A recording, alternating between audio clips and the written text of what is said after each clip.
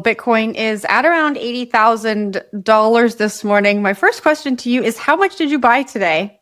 I can't speak about that. We release that on a routine basis via 8Ks. But what I can say is on Monday morning of this week, we did buy $830 million worth of Bitcoin. So our last buy was just a few days ago, and it was quite a lot. Michael Saylor isn't slowing down. Even in the middle of a market crash, he's still buying Bitcoin. And that alone tells you something powerful about where this asset is headed. Remember, over the last 15 years, Bitcoin has survived brutal downturns, pullbacks of 60%, 70%, even 75%. Yet every single time, it has clawed its way back to new all-time highs. This pattern is unique to Bitcoin. It's volatile, it shakes the weak hands, and then it rewards the people who understand its long-term trajectory. That's exactly why Saylor and the entire MicroStrategy team continue stacking more BTC while the market dips. They're not guessing, they're executing a strategy built on data, conviction, and historical truth. As Bitcoin drops deeper into the dip, listen closely to Saylor's latest conversation with Jennifer Sanessy from CoinDesk. His message is clear. The future hasn't changed, only the price has. This is not a typical Q4 for Bitcoin. I mean, how are you watching the markets? Where do we go from here? We know that you are extremely bullish and all in, but what is a day like today? How does that impact you? What are you feeling today? You know, as I say, volatility is vitality. Bitcoin is a volatile asset. If you're going to hold the asset, you need a 4-year time horizon as minimum. A 10-year time horizon is really the right time frame. If your time horizon is less than 4 years, you should hold the credit instruments like digital credit. And if you're an equity investor in a digital equity like my company, you need that same 4 to 10-year time horizon. 4 is the short term, 10 years is the long term. I'm an officer of a publicly traded company. And what are we doing? We are in the business of buying a high energy, highly volatile asset and stripping the risk and the volatility off of it in order to sell it to people that are much more risk adverse, that are much more volatility adverse, that just want that yield. And so if Bitcoin wasn't volatile, it probably wouldn't be high performance, and then our value added wouldn't be that great, right? Like, for example, I say to people, if you knew Bitcoin was going to go up 2% a month forever with no volatility, neither you nor I would be in business, because all the conventional finance investors, all the conventional journalists, they would dominate the market. Warren Buffett would own all of it, and there wouldn't be an opportunity for us. So I look at the volatility as it's a challenge, but it's also the bug is the feature. And I say to people, you know, volatility is Satoshi's gift to the faithful. He basically gave you the ability to rise to the top of your profession as an analyst, as a journalist, as a corporate operator, as an investor. And if the volatility goes away, no one cares about your opinion on any of this. It's like, you know, you've got fire, and we've got the phrase burned. Fire burns you and electricity shocks you.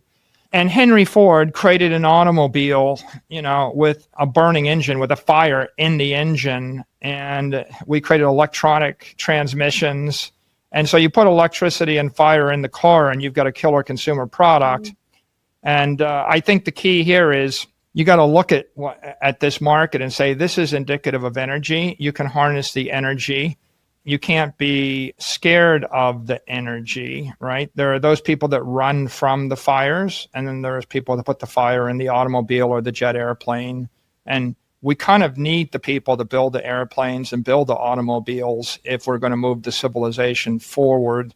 So the volatility comes with the territory. Of course, you know, I know you've responded on X, but MicroStrategy shares are down almost 70%. That's a pretty big fire. I mean, what's your message to shareholders? Is it just hold on and things will get better? My message is, if you have a 4-year time horizon or longer, if you have money you don't need for 4 years, and you don't want to take any counterparty risk to a currency, a country, a company, a culture, a competitor, then you buy Bitcoin. And if you're an equity investor, and if you want amplified exposure, if you want to invest in the future of digital capital and the future of digital credit, and you're enthusiastic about, like, we think we can sell a treasury credit product that's really compelling and very interesting to 1 billion people, right? 1 billion people would love to have a bank account that pays 10%. If you would like to invest in that future as an equity investor and you don't need the money for 4 years or longer, then you can hold the equity. If you need the capital in the next 4 years, then you probably want to be a more risk-averse investor. You need to look at a credit instrument. And if you need exactly down to the penny, $87.17 in 2 weeks, you probably want to put your money in a bank or a money market because that's just what you need. And so I think every investor has to decide what's their risk tolerance, what's their time frame, and are you a credit investor, are you a capital investor, or are you an equity investor?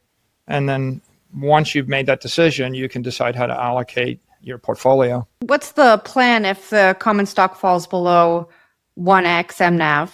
The company, if you think about it, we have a dividend obligation, and the dividend obligation works out to about $2 million a day. $2 million a day works out to 5 basis points of our trading liquidity.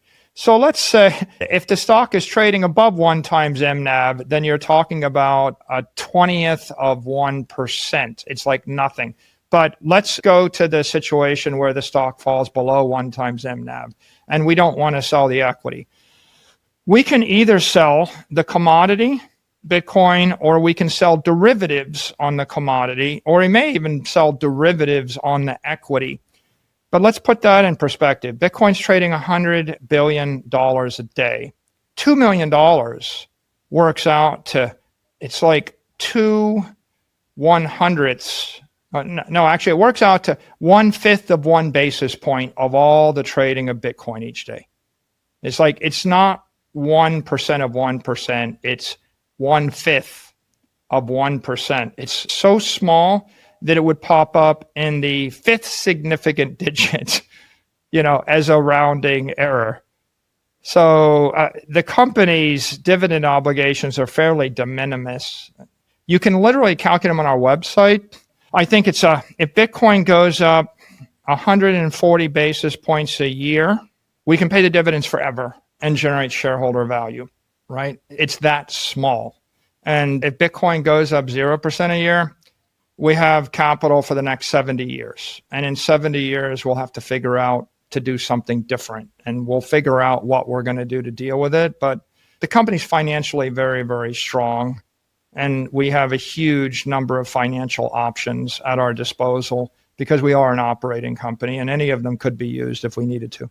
And lastly, I just want to ask you about the JP Morgan report that came out this morning warning that strategy could be excluded from benchmarks like NASDAQ, MSCI, and it could trigger an estimated $2.8 billion in automatic outflows. That's just from the MSCI alone. What's your response to that? I think it's a bit alarmist. I'm not so sure the numbers are nearly that high. I think actually the numbers would be much smaller. I also think it's already priced into the market by a factor of 10 if you count it.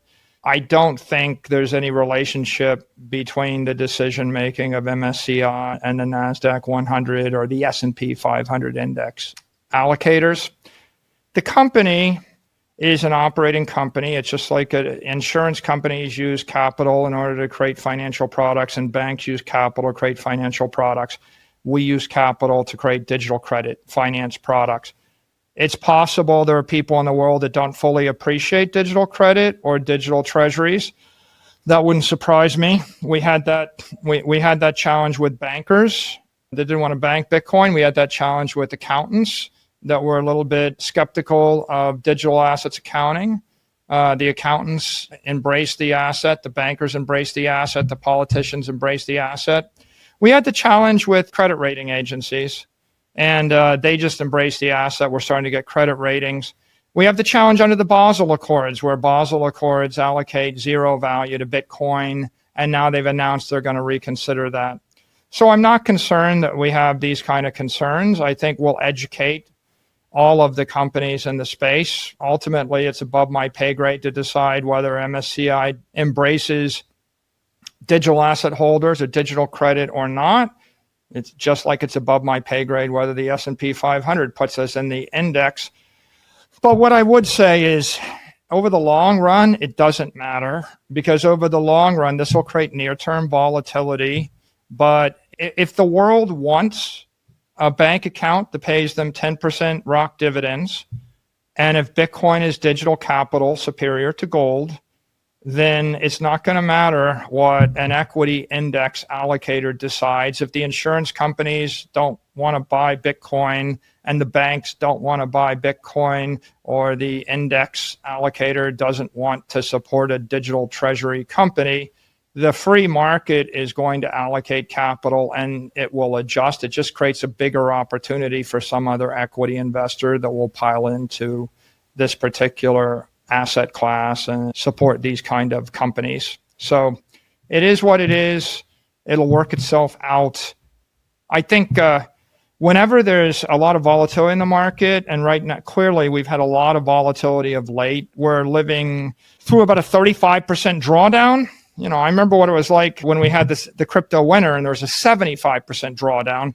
When you have a massive drawdown, everyone looks for a reason why, and they will grasp it. Is this the reason why? Everybody wants a reason for to explain their pain or the storm or the volatility.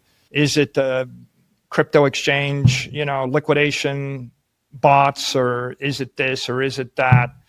At the end of the day, if you look at the chart of Bitcoin for the past 15 years, there's 15 major drawdowns. It always comes back to an all-time high. There's 5 brutal pullbacks in the past 5 years. This is not the most brutal. All of those things have happened without the support of the politicians, without the support of the banking industry, without the ETFs, without the IBIT derivatives market, without the support of MSCI, without the support of the S&P index. I could go on and on and on. The reason that digital assets are spreading around the world is because there's a billion people. They want to hold the money in their hand. They want to move the money at the speed of light. They don't want to be dependent on 20th century financial structures. They don't trust gatekeepers. And they would like to move forward with their lives with some control, with financial freedom and sovereignty and property rights. And those fundamentals are stronger than ever. We just had the Secretary of the Treasury, Scott Bessent, show up at the launch of PubKey in Washington, D.C. last night. Right. And so in the midst of all the crypto chaos and people worrying about, well, will these guys say that and will this happen? You have the most powerful financial regulator in the world implicitly showing his support for the crypto economy, for digital gold, for Bitcoin, and explicitly giving guidance to banks that it's okay to custody crypto assets. It's okay to actually handle them as part of staking and fee allocations. And it's okay to extend credit. And that is the most profound thing that's happened in 17 years in this industry. And if we keep our eyes on that, then the near-term volatility is just going to be noise. We have to work our way through it cheerfully, constructively. It'll eventually pass. People will look back and smile and say, you remember the day when that news story came out.